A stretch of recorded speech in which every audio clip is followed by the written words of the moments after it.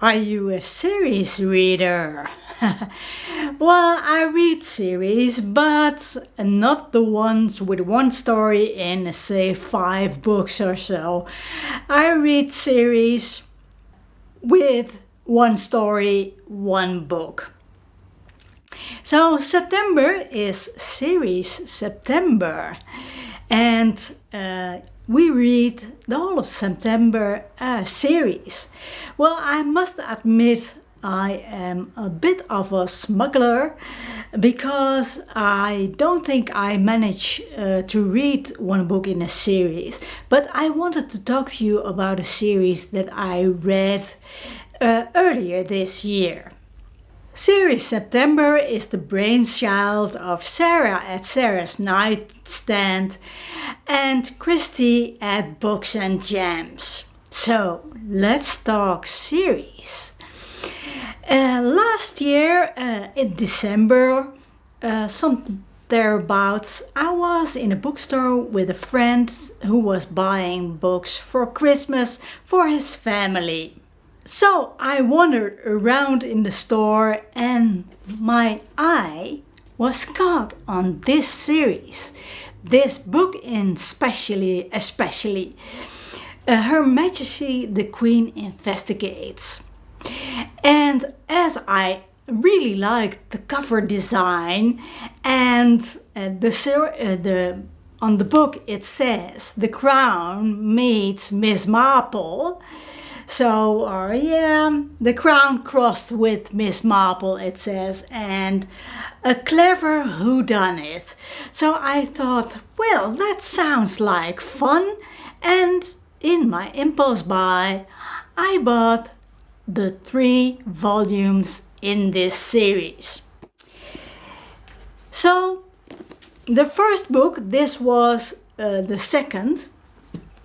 The first book was this book. It's about a murder that takes place after a party at Windsor Castle.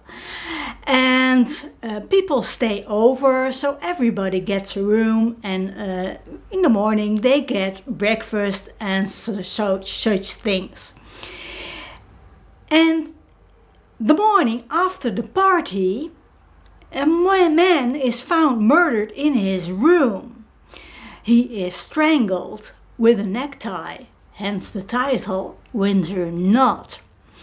So I thought this was a highly original idea, as in the beginning of the book, they think it was a sort of a sex crime. So as he was almost naked. So that was a fun idea to see how the Queen deals with that. Well, I was a bit disappointed in this book.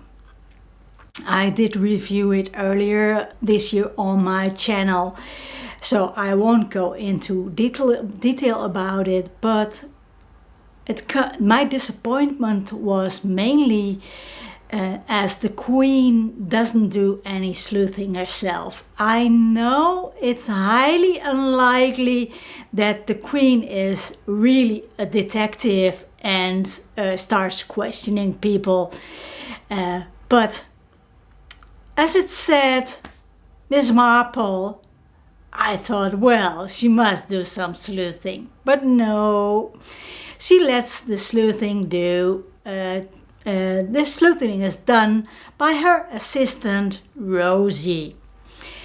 And I also was a little bit disappointed because it takes a lot of time to gain momentum, this book.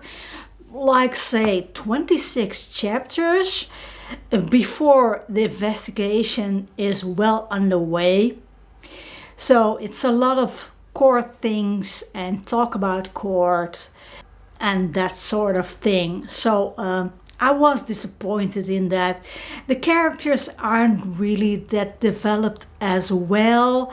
So the book was easy to read. The writing style I enjoyed very much, but a bit of a letdown this first one. But as I had the other 3 books, I thought, well, I might as well read the second one. I like this a little bit better, but again, the Queen doesn't do any sleuthing herself. We learn more about her assistant Rosie, so that is fun to know, and but the plot I didn't care for very much. I can see why the killer did it, but some things he does, he says, I don't understand why he says and does that. Still a mystery to me. But again, it was reasonable for my standards, a quick read, as the writing style is quite enjoyable. So I had little hopes for part 3. Murder Most Royal. And was I surprised by this book. It was really, really very well written. The plot was excellent.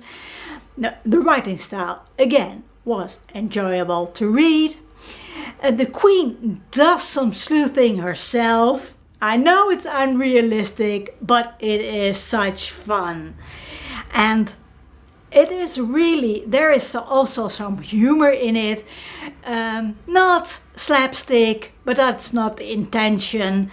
But it put a smile on my face in occasions while I read this book. So that was really, really a pleasant surprise. So, the next book in the series, Death in Diamonds, is going to be published in 2024 in February. So I think I will continue this series. And but as these 3 earlier volumes are set in the present day, or the day at the time when the books were written anyway, but as the Queen has passed away, the book that's coming out next year is going back in time, I believe to the 1950s. So I think that's going to be fun. So I can see the Bennett's writing style or writing evolve, and that's what I like. I like that books in a series become better and better and better. So that's really entertaining. So I'm wondering, how many chances do you give a writer before you give up on them? Or do you give a series before you give up on them? Because I really am grateful for the coincidence. I bought 3 volumes and did read all 3. So, go Bennett, go! So, anyways, thanks for watching.